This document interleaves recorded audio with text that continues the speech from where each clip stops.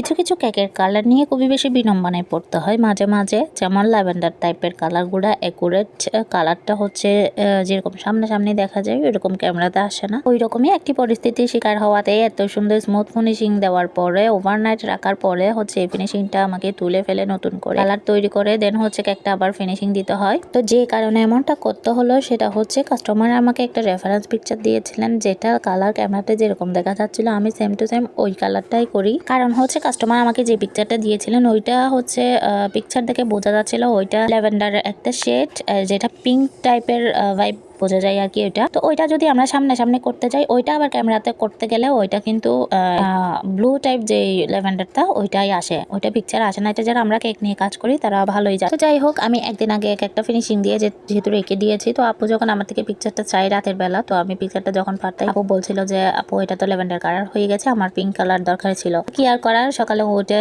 Smooth finishing দিয়ে রাখা তো সুন্দরভাবে সেট হয়ে যাওয়া ক্রিমটা তুলে নিয়ে দেন হচ্ছে আমি পিঙ্ক কালার করে আবার করে ক্রিম দিয়ে দেন হচ্ছে আমি কেকটা আবার স্মুথ ফিনিশিং দিই। আর নন এডিবল টপার ফ্লাওয়ার বিভিন্ন জিনিস অ্যাড করে যে আমরা কেকগুলা করি ওগুলার ফিনিশিংটা একদম স্মুথ হওয়াটা অনেক বেশি ইম্পর্টেন্ট। কারণ হচ্ছে গিয়ে কেকের মধ্যে ক্রিমের যেহেতু আর কোনো কাজ হবে না, তো এটা অবশ্যই স্মুথ ফিনিশিং দিতে হবে, তাহলে কেকের সৌন্দর্যটা ফুটে উঠবে। তো আমাকে যেভাবে রেফারেন্স দেওয়া হয়েছিল ওইভাবে আমি একদম সেম টু সেম ওইখানে যে ফ্লাওয়ারটা ছিল আমি ওইরকম ফ্লাওয়ারটা পাই নাই। তো আপু বলেছিল কালার ম্যাচিং করে যে কোনো একটা দিলেই হবে। বাকি সবগুলা নন এডিবল বল, হ্যাপি বার্থডে টপার সবকিছু আমি একদম সেম টু সেম রেফারেন্সের মতোই করে দেওয়ার চেষ্টা করেছি। আর এখন যে সুগার বলগুলো অ্যাড করতেছি এগুলো খাওয়া যাবে, এগুলো এডিবল। তো কথা বলতে বলতে আমার কেকের ডেকোরেশন এই তো কমপ্লিট হয়ে গেল। তো আমার ভিডিওগুলো ভালো লাগলে লাইক কমেন্ট শেয়ার করে পাশে থাকবেন। আর ডিজাইনটা কেমন লেগেছে ছোট্ট একটা কমেন্ট করে জানাতে ভুলবেন না। যে পর্যন্ত আল্লাহ হাফেজ।